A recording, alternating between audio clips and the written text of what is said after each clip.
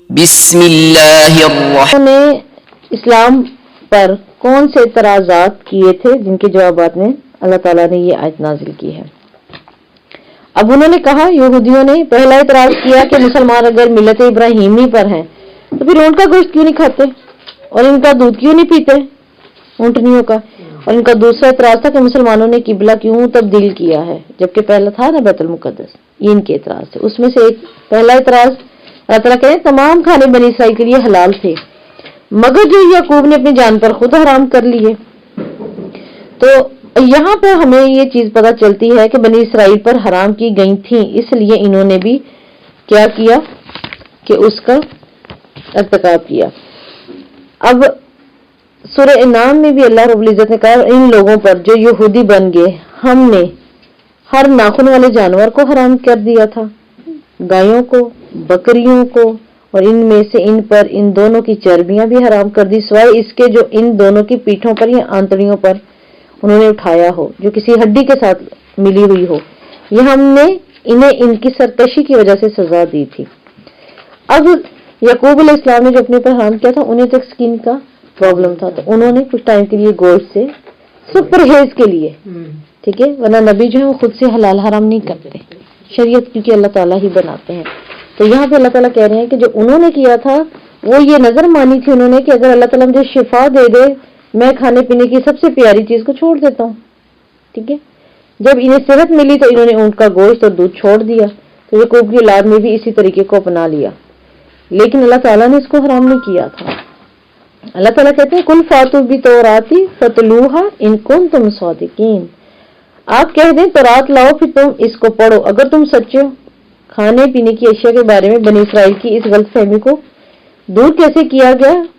اس طرح سے کہ لاؤ تورات کو اگر تم سچے ہو تو۔ تورات میں ایسا تھا کہ بعض چیزیں یہودوں کے ظلم و سرکشی کی وجہ سے حرام ہوئی تھی، ان کے اپنے ظلم و سرکشی کی وجہ سے حرام ہوئی تھی تورات کے اندر، اور وہ میں نے آپ کو بتایا آیت نمبر سورہ نساء کی 160 میں ہے، سورہ نساء کی آیت نمبر 160 میں ہے، اور وہ کیا ہے کہ اللہ تعالیٰ نے وہاں بتا دیا کہ ان کی سرکشی کی وجہ سے ان کے اوپر چربیاں اور یہ گائیں بکریاں یہ حرام کر دی گئی تھی اس وقت۔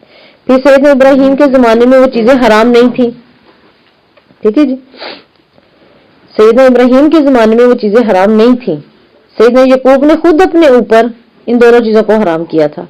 پھر یہودیوں سے کہا گیا کہ اگر تمہیں یقین نہیں آتا تو تورات لاؤ اور اسے پڑھ کر سناؤ، اگر تم سچے ہو تو بات واضح ہو جائے گی۔ تو تورات میں تو یہ حرام نہیں ہے۔ بچوں نے پھر کیوں اس کو مطلب جاری رکھا؟ ان کو تو چلو اسکن کا پرابلم تھا، انہوں نے وہ کر دیا، لیکن بچوں نے پھر کیوں پرہیز رکھا؟ مطلب کیوں رکھا؟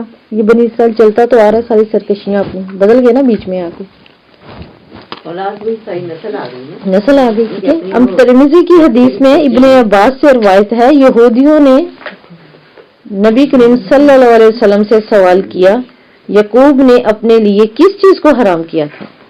ابن عباس کیا کہہ رہے ہیں؟ یہودیوں نے کیا کیا تھا؟ سوال کیا جی، یعقوب نے اپنے لیے کس چیز کو حرام کیا تھا؟ آپ صلی اللہ علیہ وسلم سے سوال کیا یہودیوں نے۔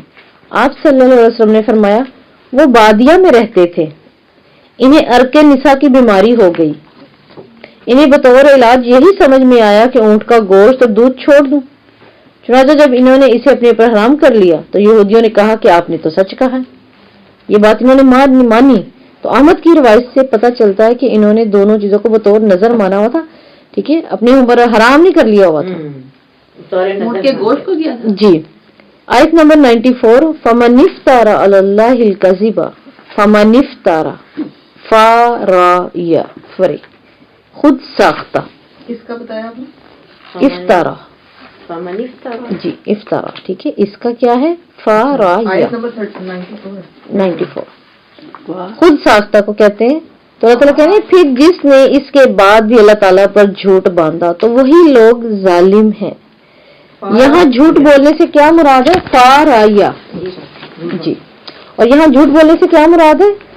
پھر جس نے اس کے بعد بھی اللہ تعالیٰ پر جھوٹ باندھا، یہاں جھوٹ باندھنے سے مراد ہے اسلام اور مسلمانوں پر جھوٹے اعتراضات۔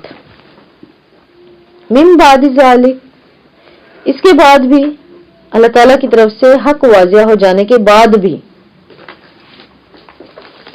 من بعد ذالک اس کا مطلب اللہ تعالیٰ کے حق واضح ہو جانے کے بعد بھی.